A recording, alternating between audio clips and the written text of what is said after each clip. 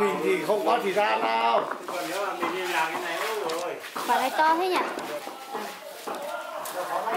Đi làm không kịp sao đâu ấy. Hôm nay họ lấy 4 tạ đấy.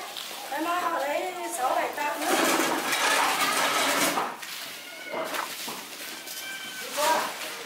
Thôi đi, anh sẽ sao ăn à?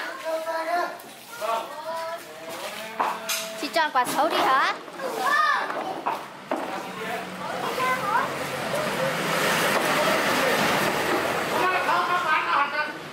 Muốn bên này đây đi à?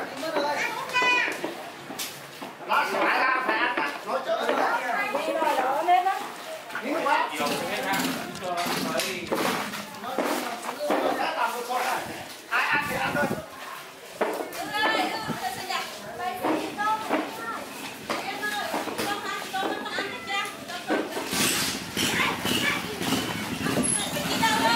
Họ xuống đây đấy.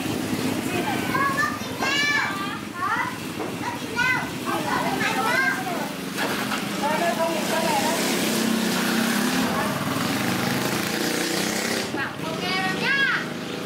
Đó hôm qua mang cho mình đẹp, đẹp. Hôm nay thì nhìn thì lại sáng. Nó đi chọn quả to thì nó đi chọn quả đẹp còn cái gì nữa. À, sầu chọn đưa sầu na là Chọn cái nữa nọ. ừ. Nó là chọn bánh xe.